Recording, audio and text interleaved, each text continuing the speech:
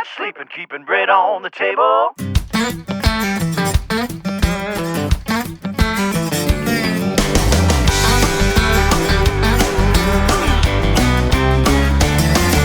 Bread on the table, gas in the car. Every now and then a little whiskey in the jar. Gonna keep on working. Welcome to the Uncle Show, a segment that we do here on the MFZ Show, as well as doing the Uncle Show on our own radio station. And what we do every week, first of all, I'm going to let you know I'm Uncle Rob, and Uncle Ryano is here as well. Say something to the fine folks, bro. What's up, my people? Good to see you. Thank you for joining us. Yeah, we are back this week. Uncle Ryano had a little hiatus last week. It looks like he was having fun, and we are back and ready to get with it. We have a guest today. I know zero about him, and I like it that way because I like to learn new things. I do know his name is Tom Wurth. Tell us where you're from, Tom. Tell us a little bit about you, bro. Well, actually, if it's Uncle Rob and Uncle Ryano, I should probably be Cousin Eddie. I don't know. Maybe that'll work.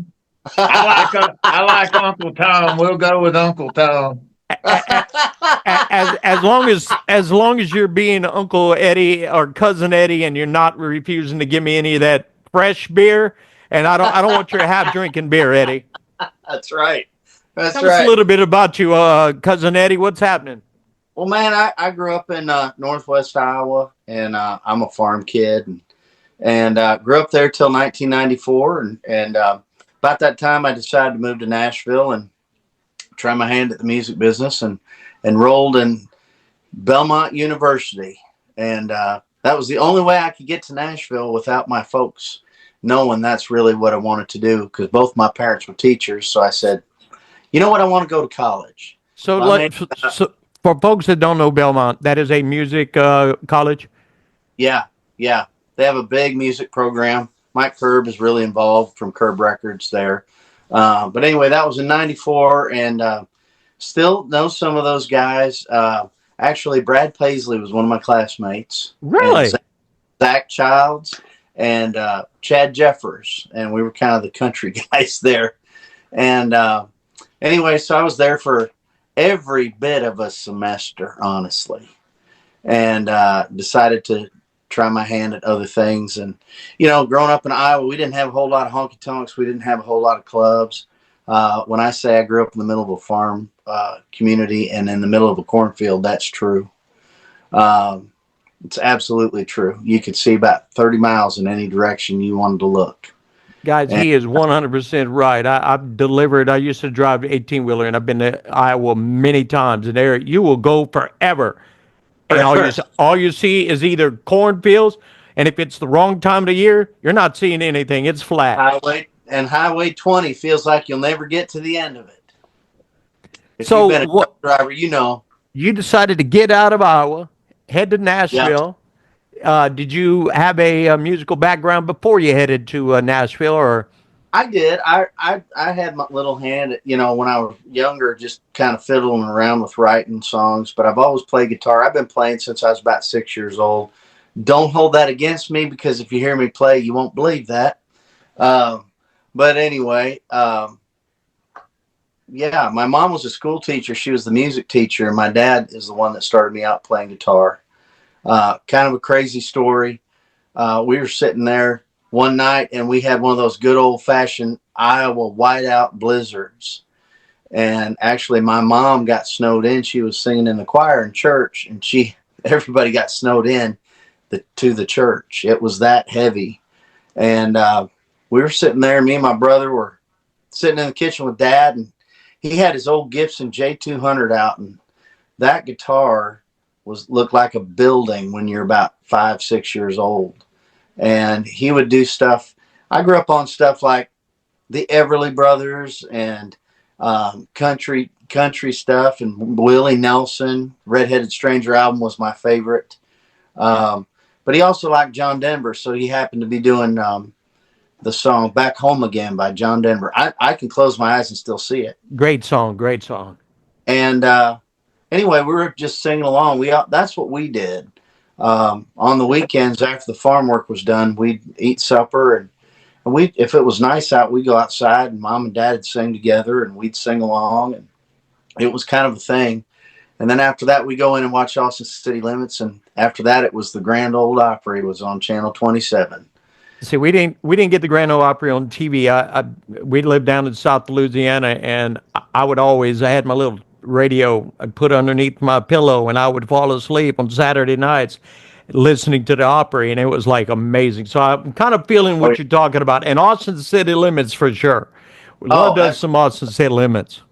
Absolutely. What's crazy is as time went on, and after I moved to Nashville, I've actually gotten to work with the guys that influenced me from Austin City Limits, guys like Vince Gill, who's a big influence for me. Steve Warner's another one. Ricky Skaggs. Those were kind of my trio guys. And somewhere in there, we got Larry Stewart from Restless Heart. I just loved his voice. And you physically got to work with all of them. I've gotten to work with every one of those guys. And if you would have told an Iowa farm kid from a town of about 1,500 people, that's when I left. It was 1,500 people that he'd be moving to Nashville and getting to work with some of those guys. I would have called you a liar. I've met a lot of people out of Nashville. Met Larry Stewart in 1985. Great guy. Oh, yeah. Vince Gill had just come on the scene. He had a song called "Turn Me Loose." Yes. Of course. I mean, he had years with Pure Prairie League. Yes. But he had just come out as a country singer. Got to meet him, and back then they had these DJ copy records that they gave when you went to Fanfare at the time. It's called CMA Fest, but you had a DJ copy, and I remember I had "Turn Me Loose," RCA Records. It was blue. He signed a label, and I could kick myself because I have no clue where it is today. That record, that 45 would be probably worth some money today. You probably got it somewhere in the house.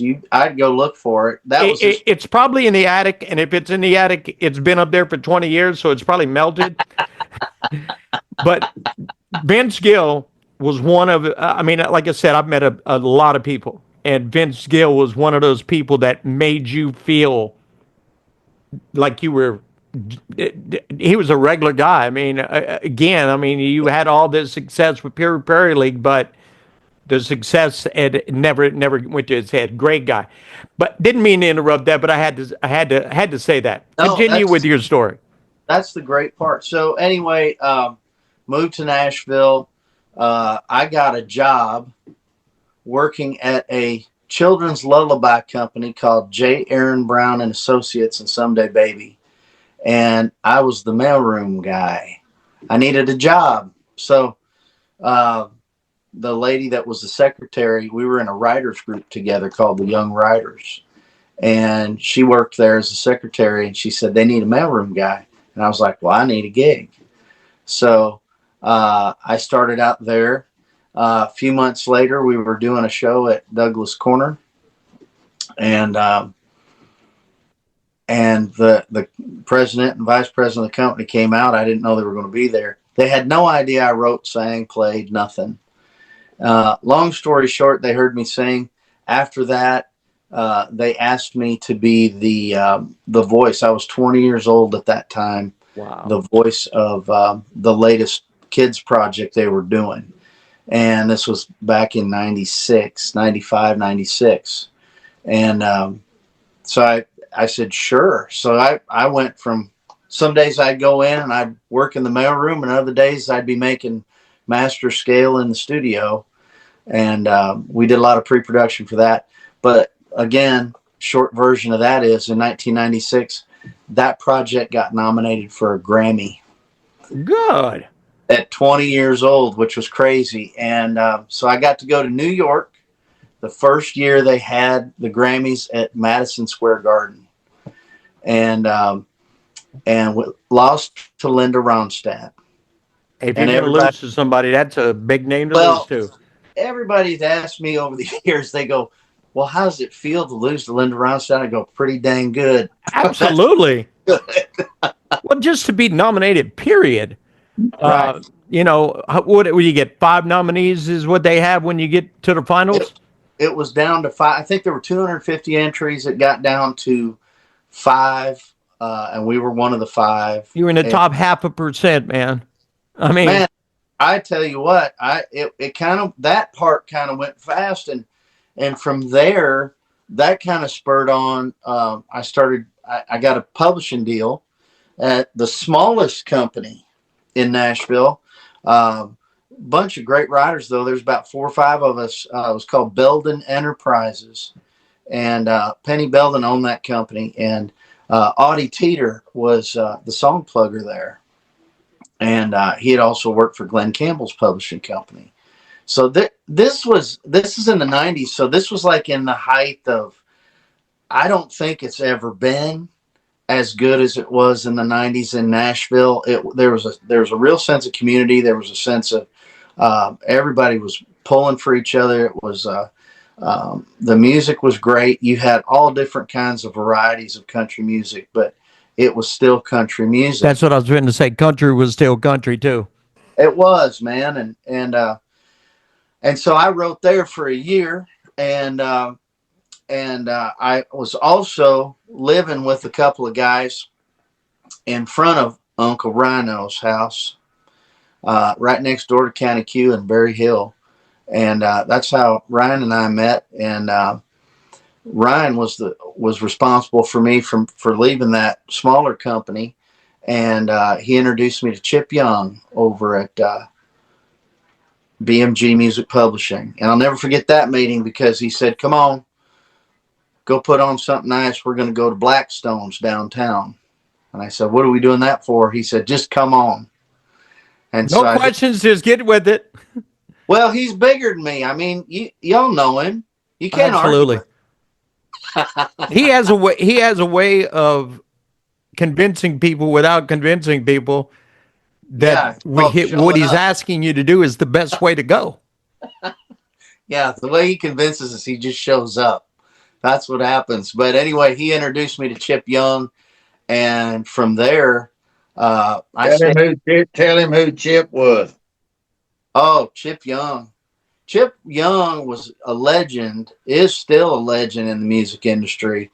Him, and every Thursday in Nashville, Chip was a fantastic guitar player. He produced, this is an old record, Billy Swan, I Can Help. Love it. He also produced Daryl Dodd's version, which Daryl was a sweetheart too. Daryl Dodd's version of That's How I Got to Memphis. Love it. And killer record. He also was the acoustic guitar player on a little song for Dolly Parton called Jolene. So whenever you hear that intro come in, that's him. Chip. And wow. Chip was one of those guys that he also played for Elvis. He was the only guy, this is an interesting thing, he was the only guy I've ever met that actually told Elvis no back in the day. And the story was that he had been out on the road with Elvis, and him and Tony Brown, who ran MCA Records. And Chip had gotten married, bought him a farm, kind of was doing the studio stuff, kind of wanted to stay close, a little bit closer to home. And he said, phone rang one day, and it was Elvis. And he says, "Chip, I'd really like for you to come out and play this next tour." And Chip said, "You know, I tell you what," he said, I'd love to I'll play on any record you want to do. But he said, "I think I'm going to stay home. I just got married and bought a place." And now, was this after Elvis got big? Oh, he was big. So James Burton went ahead and played with him. So dang it, Chip. People have to understand that in our circles, you know, you have people that you know, and then you have my people. And for me, Chip was my people. And so it was easy when I had an opportunity to get to know you and how beautiful you were as a human being, and your talent was just incredible and completely untapped. and as much as you thought you hadn't touched it. And so for I knew early on, because I was much younger then, but I knew early on that I have guys I'm going to go to when I have someone that I really care about protecting and making sure that they do it the right way and have the right protections in place. I'm going to take the newfound friendship and I'm going to introduce them to another member of my people. And that's how that happened with Chip. And I just told Chip, I want you to listen to him. No, I want you to listen to him. And Yeah. with both ears, and then we did a setup before that day, but that was the day. Then he had the recognition because of the setup, and then boom, and then I got out of y'all's way and let y'all both cook. And that's the secret to it right there, is taking the best people, putting them in a collision course with other good people and getting out of the way and letting them smash. You light it, and then they take off with it. Yeah. And to be honest with you, I was always been grateful for that, Ryan. That really set the stage for what happened next, and we were writing at the time, and we wrote a lot of songs, and we're going to continue to write a lot of songs, because I love what you just said. Is like when you find those folks that you really connect with, and you have a similar vision. And maybe one guy has a little bit bigger vision, and you don't know yet. And maybe this guy has a part of it, but that teamwork matters. And that part for me has never changed since I've been here. People have moved away from Nashville. They've moved to Muscle Shoals, which, guys, if you've never been to Muscle Shoals, come on. Great fishing. And I'm talking soul. I love that soul music too. And when country music's done right, that's what I think that is. It's, Willie Nelson's just as much of a soul singer as Otis Redding to me. Yeah. I've interviewed some independent artists that they specifically wanted to go to Muscle Shoals just to record one album. You get that Muscle Shoals sound. Again, it's like, they said it's unmatched by anything. Well, they got some of the best smallmouth fishing in the country. He's about the pitching. He's not about that Muscle Shoals sound. His Muscle Shoals sound is that zzz of that pitching reel. You got all kinds of stuff, but so anyway, so like as Ryan said, he made the introduction for me to Chip Young, and then I was there at BMG for about 3.5 years. And in that time, I wrote a lot of songs and recorded with a lot of people. And I met some of the guys from Lone Star, Dean Sams in particular. And we kind of hit it off, and we started writing. And there for a time, he was producing some stuff on me. And again, this is all in a very short time period. This is only a few years. You're still a farm boy from Iowa at this time. Like your mouth is like wide open, like, wow. Yeah. I still got milk on my breath at this point. Absolutely. I mean, seriously, these names that you throw. I remember back in the 80s, Steve Warner, you mentioned him a while ago. He was at the top of the game. That guy, he sings great. Life's Highway, and All Roads Lead to You. But that guitar playing, he's amazing. Crash Course in the Blues. My favorite one. This was kind of like a really cool. He did Tips of My Fingers. Yes. Yep. And Gil sang harmony, and to me, that record is just perfect. And it's a waltz, and it's we don't hear that stuff as much anymore. You do a little bit with Rascal Flatts when they did Moving On, and written by Marcus Hummon. But anyway, so that's kind of where we were at, and from there it just kind of kept growing, and worked with Dean and for a while, and I had a little development deal with RCA, and that kind of got me in trouble with that. And then I thought, well, I need to go on the road So I spent I would come into town, I would write, but then pretty much every weekend I'd be out playing live in front of people, which is, and I'm just going to say, if anybody else is listening, you're a young artist, I'm going to tell you what, there's nothing more important than going out and playing live in front. And I know we got the young generation. I know you guys are doing TikTok and you're doing YouTube. That's all fine and good, but that's a controlled environment. You have to get out of the environment and get in front of people and talk to people. You will find inspirations for your songs. You will find how to connect with your audience. That was the key that I was going to get to, is that connection. You got to build a connection. Well, and one of the things that I think that still stands today with the real country audience is the fact that they like genuineness. When you're genuine in what you do, you just said that about Vince Gill, and I agree 100%. Vince has been the same guy on stage to me as he is off stage, and even backstage at the Opry, or whether we're writing at his house. To me, those guys were the giants. And you know what you do is you just try and take what they teach you, and you try and take it to where you're going to take it, and then one day it's your turn to help carry on the stick. You know, be humbled and keep it going. Absolutely.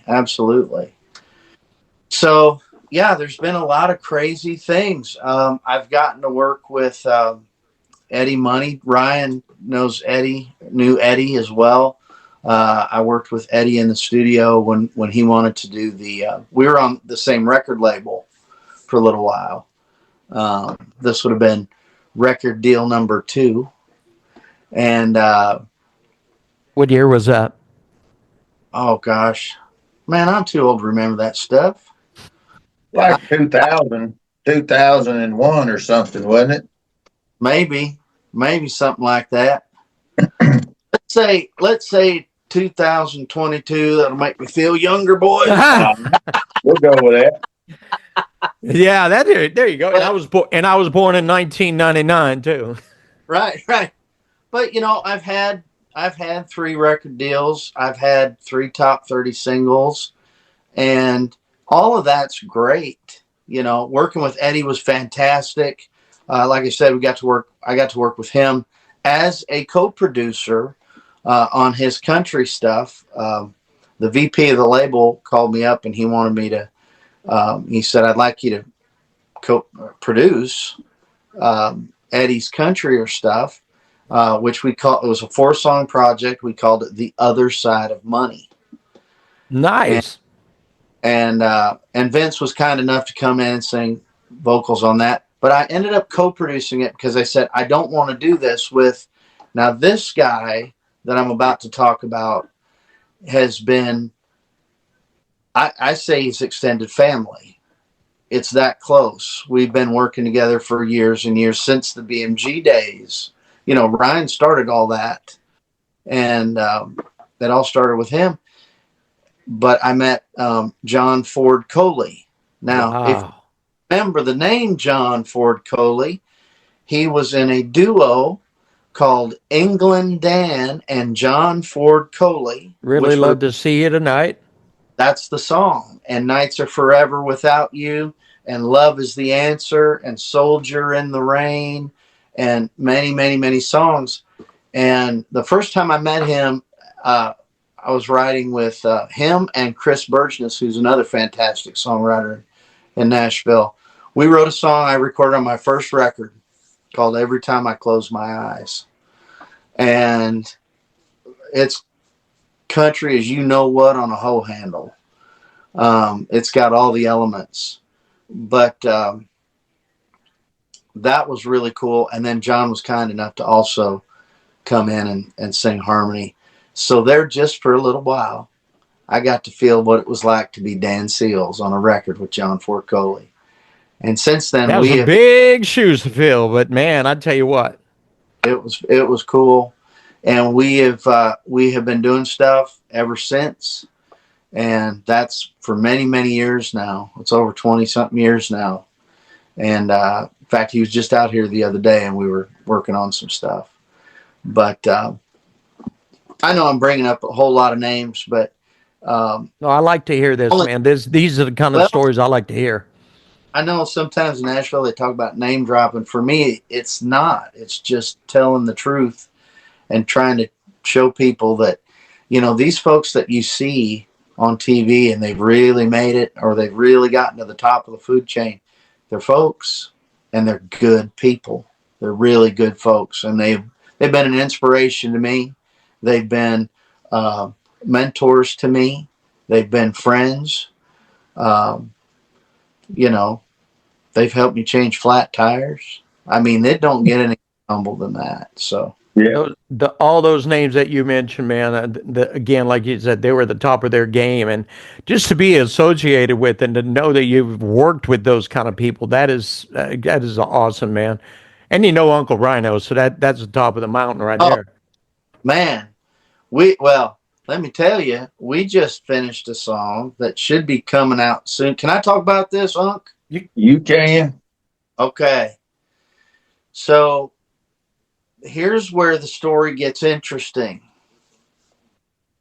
Somewhere in that BMG time, in the 98, 99, somewhere in there, 97, Ryan and I lost contact for a while.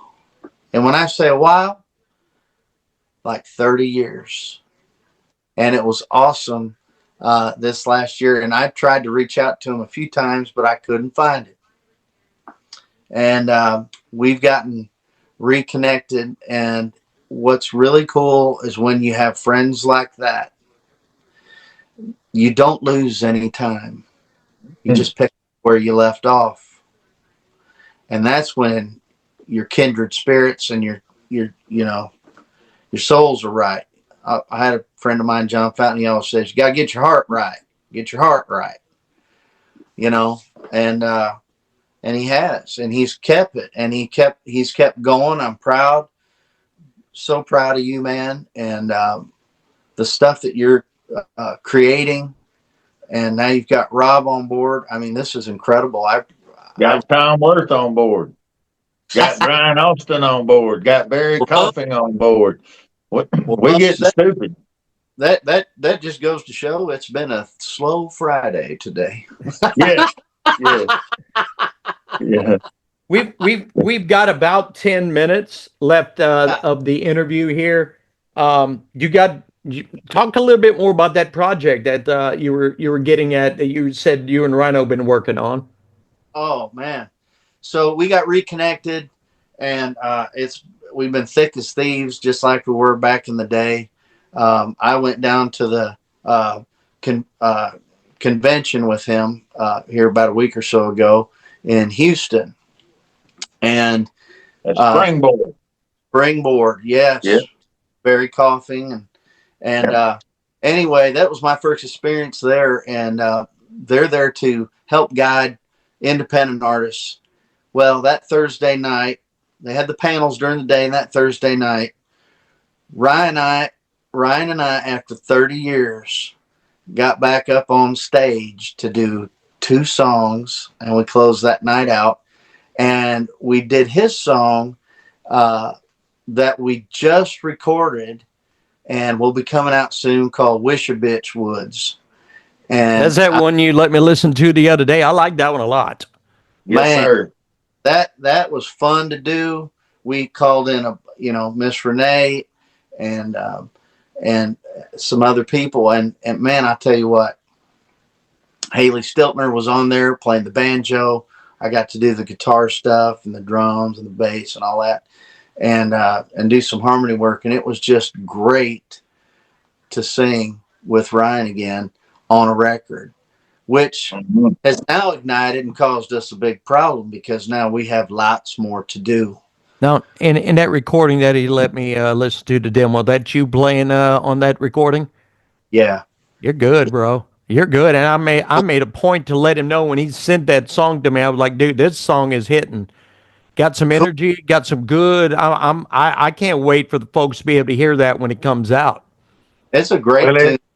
I think it's really it was fun for the indies to see because the independents who were all up there and they're getting their road chops, and you and I, they don't understand the magnitude of you and I hadn't stood on a stage in 30 years.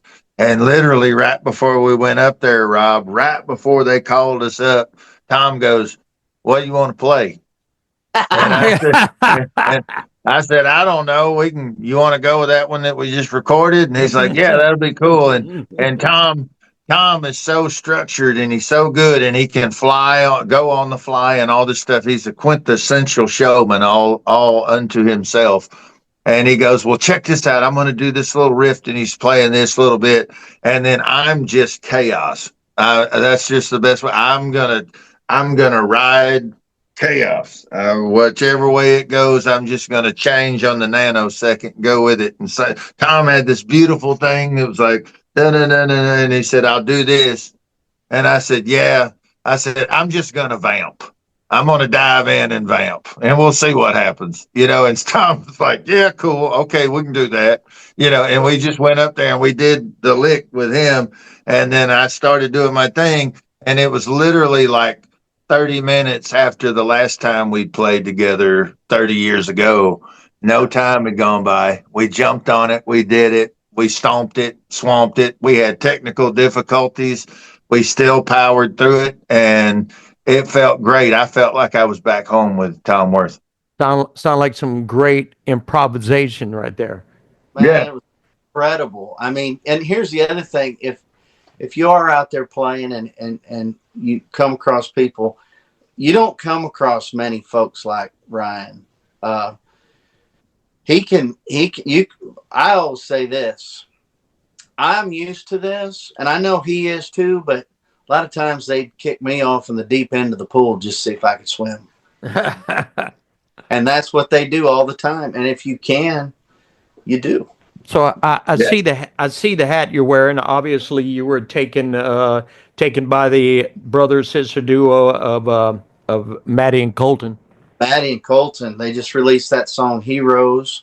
Great song.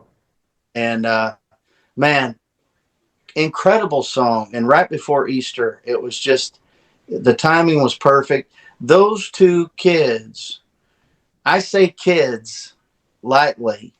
Those two young folks are incredible talents. And let me tell you what, intact, sweet people. Maddie can just flat sing. Colton is all over that guitar, and he's doing all the harmony stuff, and he could sing too. I feel a Minnie McCready in her vocal. You think even way past Minnie McCready?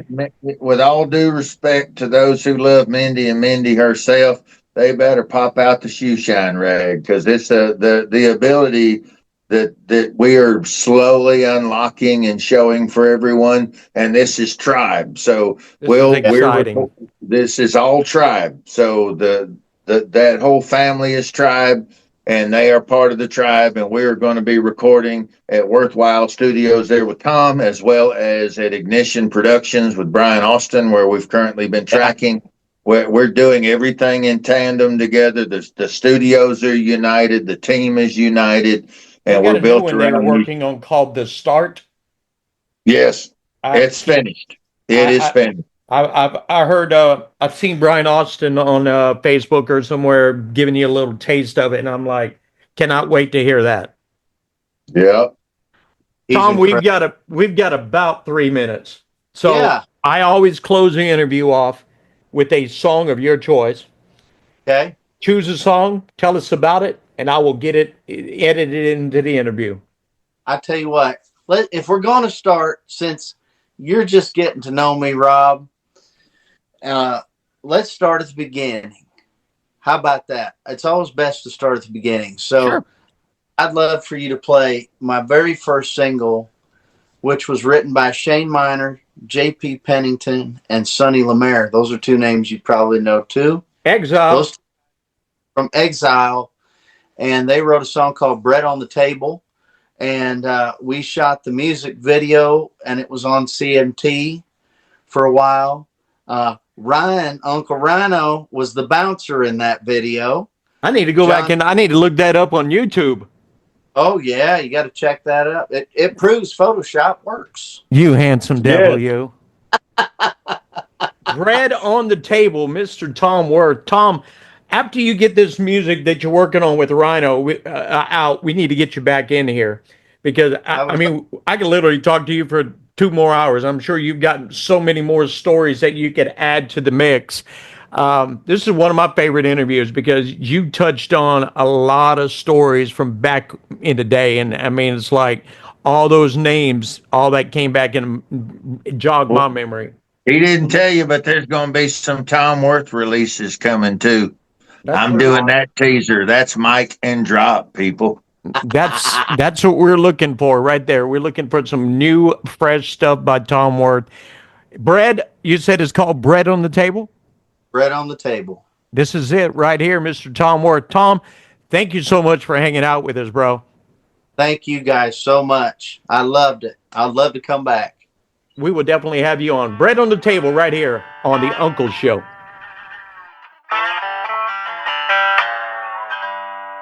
Ain't much sleeping, keeping bread on the table.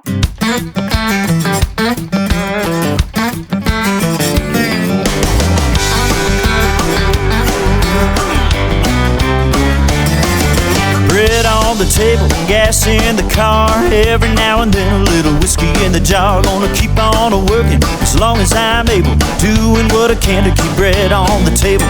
Clothes on the line, the washing needs fixing. Trying to squeeze in a little hugging and a kissing. One on the way, one in the cradle. Ain't much sleeping, keeping bread on the table. Mr. Bill Collector wants my last dime. I need a little more time. That son of a boss man that I have to answer to ought to have to wear my shoes. Mama needs a break, baby's got the flu. Trying to stretch a paycheck just to make do. Gotta pay the rent, forget about the cable. It's hard enough keeping bread on the table.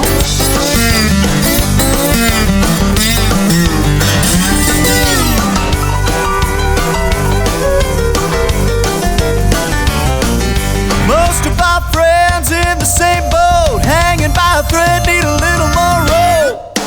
Go to church on Sunday just to see the light. Heaven knows I tried. Thank the Lord for getting me through one more day, keeping the wolves away. I gotta keep bread on the table, gas in the car. Every now and then a little whiskey in the jar. Gonna keep on working as long as I'm able. Doing what I can to keep bread on the table. Clothes on the line, the washer needs fixing. Trying to squeeze in a little hugging and a kissing. One on the way, one in the cradle. Ain't much sleeping, keeping bread on the table. Bread on the table, gas in the car. Every now and then a little whiskey in the jar. Gonna keep on working as long as I'm able. Doing what I can to keep bread on the table. Clothes on the line, the washer needs fixing. Trying to squeeze in a little hugging and a kissing. One on the way, one in the cradle. Ain't much sleeping, keeping bread on the table.